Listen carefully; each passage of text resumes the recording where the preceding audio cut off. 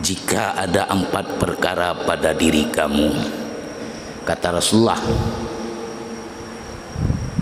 kamu tidak memiliki apapun di dunia ini. Harta tidak ada, jabatan tidak ada, kekayaan dan segalanya tidak pernah kau miliki. Fala alaika ma fataka minad dunya, tetapi kamu tidak akan pernah rugi hidup di dunia ini.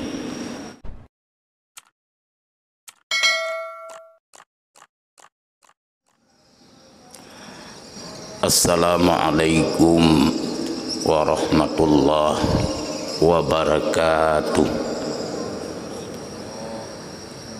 Alhamdulillah, alhamdulillahilladzi anzala rahmatan lil alamin bimaulidi sayyidina Muhammadin fil mursalin wa imamil muttaqin.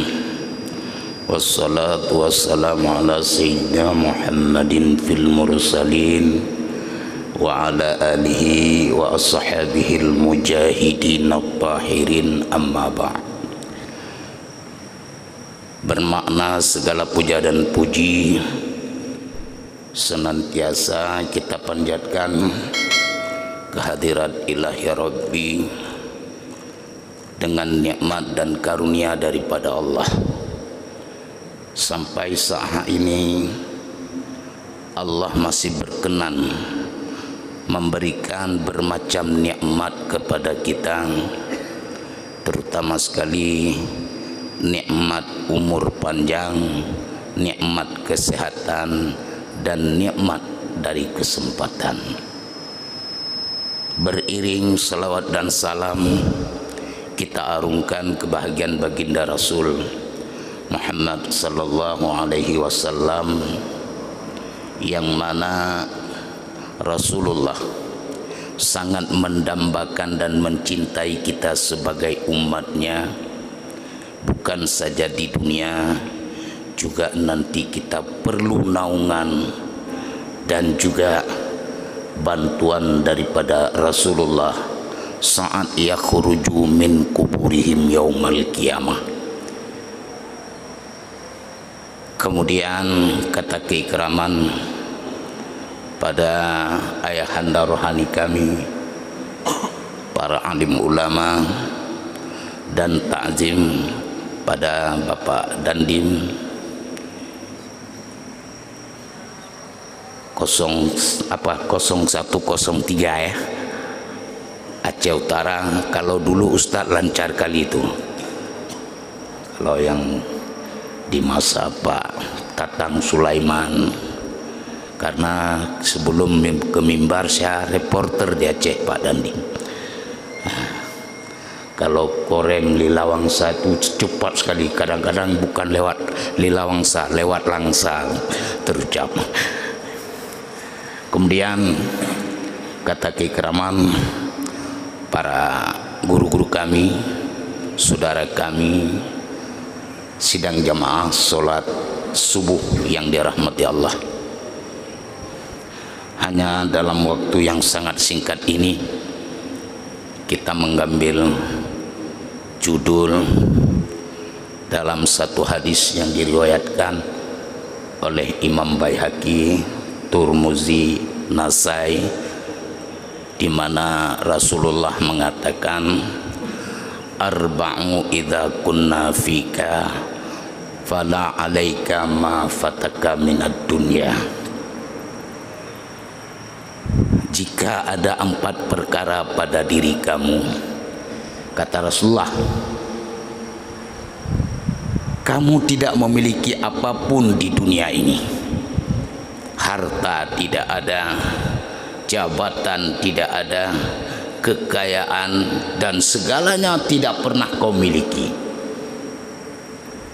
Fala alaika ma fataka minad dunya, tetapi kamu tidak akan pernah rugi hidup di dunia ini.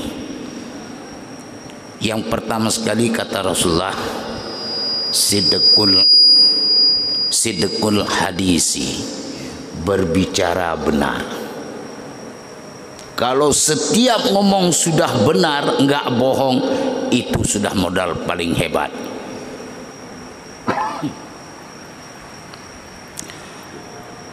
Ini yang pertama, sidqul hadisi, bicara yang benar. Maka Rasulullah dalam hadis yang lain mengatakan kulil haqqu walau kana muran, katakanlah yang benar sekalipun itu pahit. Ini sulit kita dapat. Hari ini mulai dari atas sampai ke bawah. Dulu bapak-bapak kalau di warung-warung tuh ada kue bohong. Sekarang kue bohong udah langka. Kenapa? Sudah dimiliki oleh manusianya. Artinya sifat bohongnya itu. Ini yang pertama. Maka kalau dari segi ini, kalau kita meneliti persoalan apa yang diungkapkan dalam kitab, diuraikan juga dari tafsir Al-Quran, iblis tidak pernah bohong. Iblis tidak pernah bohong. Saat iblis hendak masuk ke dalam masjid mengganggu orang sholat, rupanya ada orang alim tertidur di situ. Keluar iblisnya, jumpa dengan Rasulullah. Ditanya sama Rasulullah, dari mana kamu iblis? Dari dalam masjid. Ada apa? Saya hendak merusak sholat si Pulen. Lalu kenapa hendak jadi kamu rusak? Ada orang alim tertidur di situ. Loh, orang alim tidur itu yang sholat apa urusannya? Orang alim ini akan memperbaiki sholat si aku rusak. Entah ini yang menjadi asar, ini Tungku Halim ahli tafsir. Persoalan hadis, entah apa ini asarnya, saya pun nggak tahu. Naumi alima khairum min salatin jahil. Tidurnya orang alim lebih baik daripada sholatnya orang awam. Lalu iblis ditanya oleh Rasulullah, baik kalau begitu iblis, aku mau tanya sama kamu, boleh?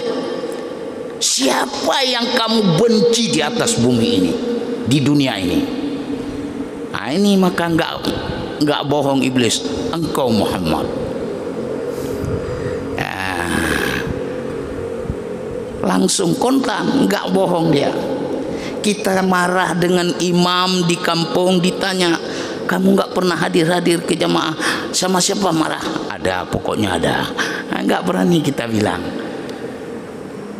Kita tanya oleh dukui mau pekah nak di masjid. Ketua bengeh, kok jina? Ya siapa? Pokoknya ada. Nah ini.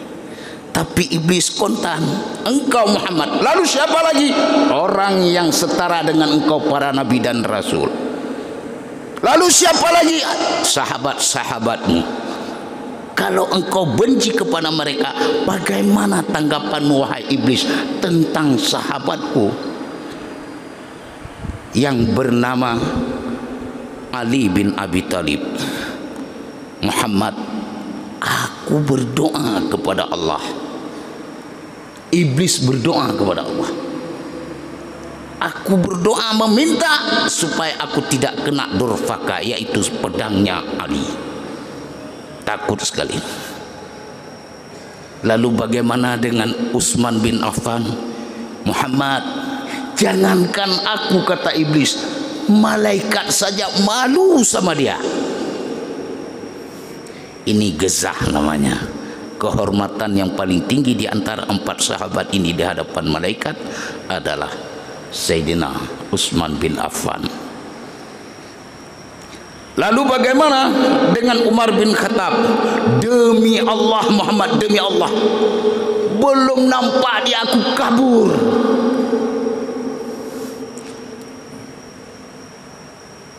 Ini pengakuan iblis di hadapan Rasulullah. Belum nampak, maka Rasulullah mengatakan iblis tidak akan melalui di mana jejak telapak kaki Umar bin Khattab berjalan. Bekas kakinya aja takut iblis. Makanya jangan sok-sok menggelarkan orang khalifah akhir zaman Umar bin Khattab. Umar bin Khattab, iblis saja takut. Kita main sama iblis, mana mungkin. Ini jauh sekali ini. Iblis tidak pernah bohong. Lalu ditanya oleh Rasulullah, bagaimana dengan sahabatku Abu Bakar, Muhammad? Sebelum Islam aja dia tidak mau mendengar aku. Sebelum Islam dia tidak mau patuh kepada perintahku, apalagi sudah Islam. Ini kehebatan daripada para sahabat. Maka oleh karena itu sidang jamaah yang dirahmati Allah, untuk mewujudkan sidqul hadisi, jalurnya tidak lain. Allah menerima solat orang itu.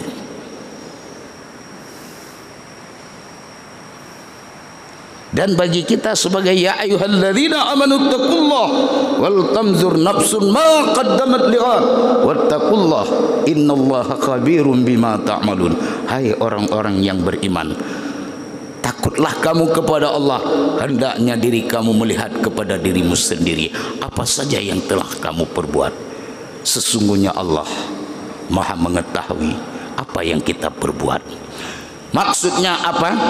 Kalau sholat sudah mendapat standar yang paling hebat, pengakuan dari Allah, inna sholata tanha anil fahsya'i wal munkar, sholat yang diterima. Maka oleh karena itu sidang jamaah yang berbahagia ini, walaupun ada 4 tetapi nggak habis. Cuma kita ambil saja ini pengertian solat saja. Dari pertama sidqul hadisi, hubungan dengan solat. Dalam surat Al-A'raf Allah mengatakan, wa qala Allahu inni ma'akum la in aqamtumus shalah wa ataitumuz zakah wa amantum bi rusuli wa azzartumuhum wa aqradtumullaha qardan hasana la ukaffiranna ankum sayi'atikum wa la udkhilannakum jannatin tajri min tahtihal anhar. Allah yang membuat pengakuan, inni ma'akum, aku beserta kamu. Siapa mereka? La in aqamtumus shalah, yaitu orang yang selalu menegakkan salat. Wa ataitumuz zakah, orang-orang yang menunaikan, menginfakkan sebahagian dari harta yang diberikan oleh Allah kepadanya. Wa amantum bi rusuli, yang ketiga orang yang bersama Allah adalah orang yang beriman kepada Rasulku, kata Allah. Kita orang Islam meyakini dan mengimani sebanyak 124.000 para nabi dan rasul diangkat menjadi rasul 313 orang. Maka yang wajib kita ketahui hanya 25 orang. Kita orang Islam mengakui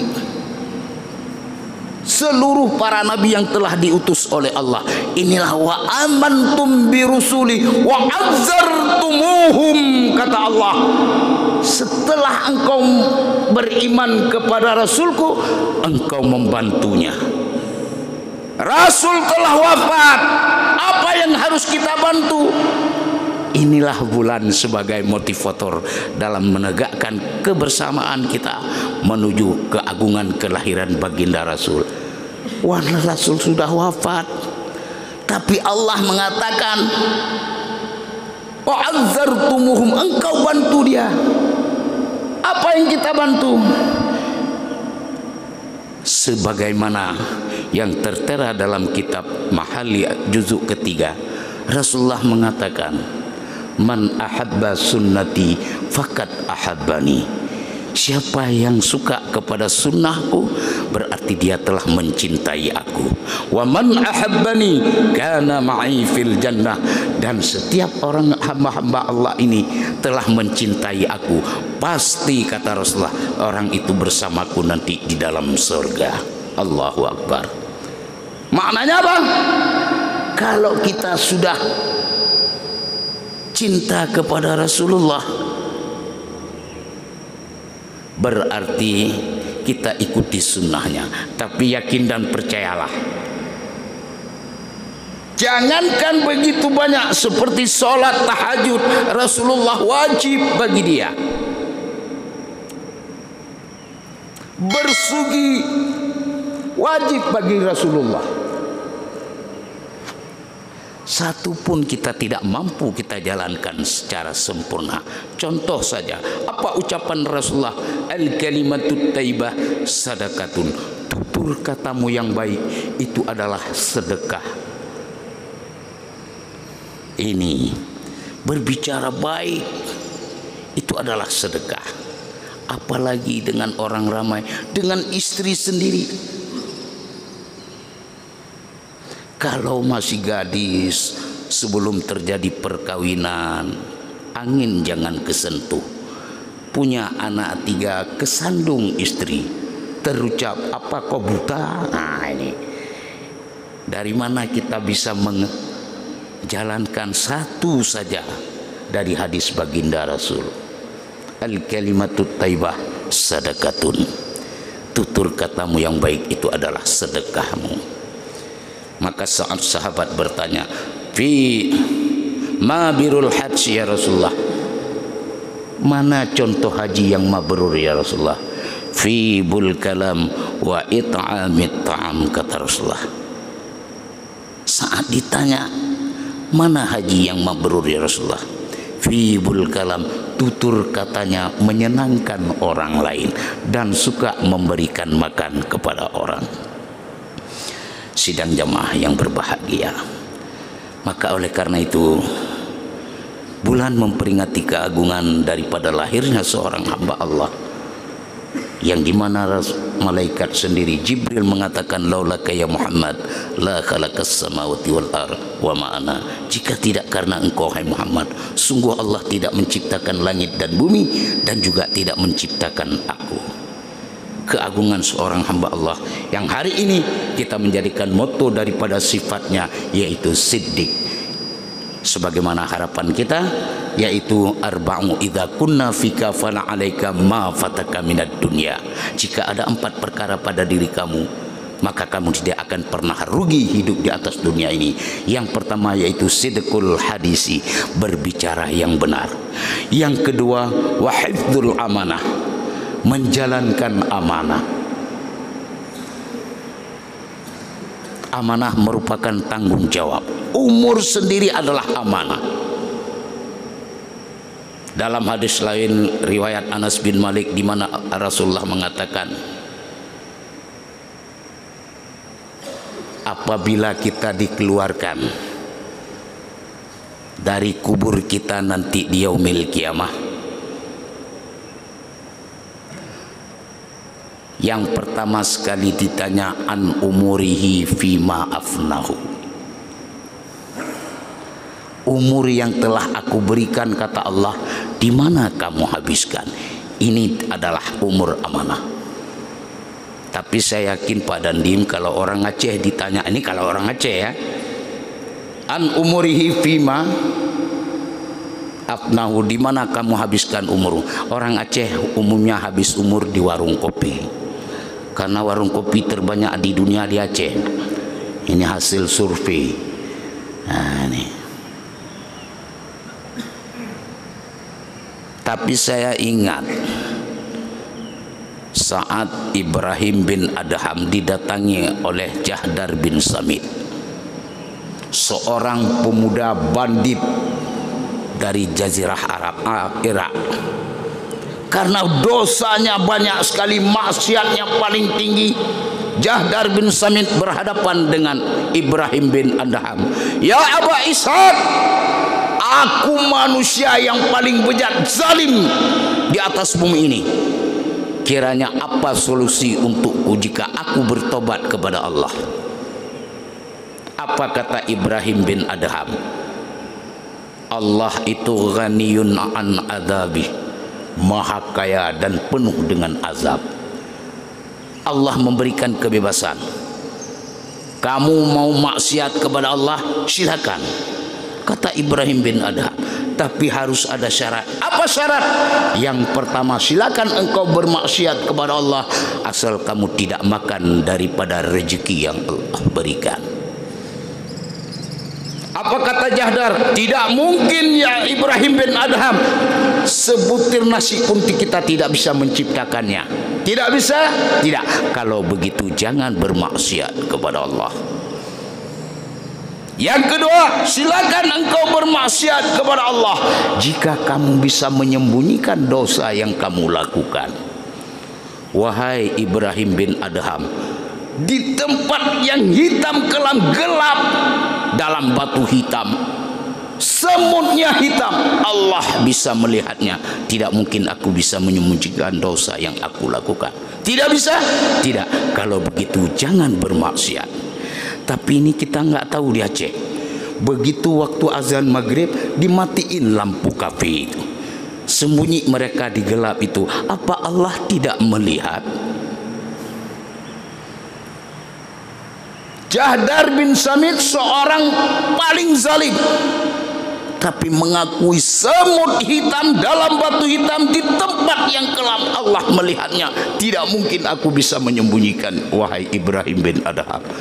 Kalau begitu jangan bermaksiat kepada Allah. Tapi kalau kamu bisa menyembunyikan, silakan saja bermaksiat.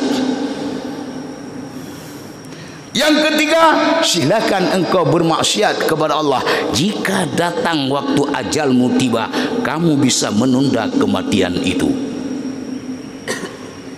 Itu pun tidak ada kemampuan bagiku, karena yang bisa menunda kematian cuma Nabi Musa.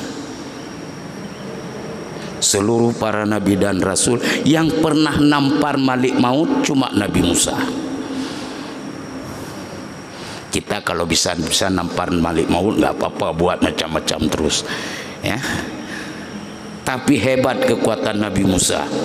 Saat malaikat maut ditampar oleh Nabi Musa, copot matanya. Fayarji'ul malakul maut ila rabbi. Saat itu cepat-cepat kembali dia kepada Allah. Apa ucapan malaikat maut kepada Allah? Kenapa engkau utuskan aku kepada orang yang tidak mau mati? Lalu ditanya oleh Allah, ada apa? Musa menamparku ya Allah, lihat mataku copot. Dimasukkan kembali oleh Allah.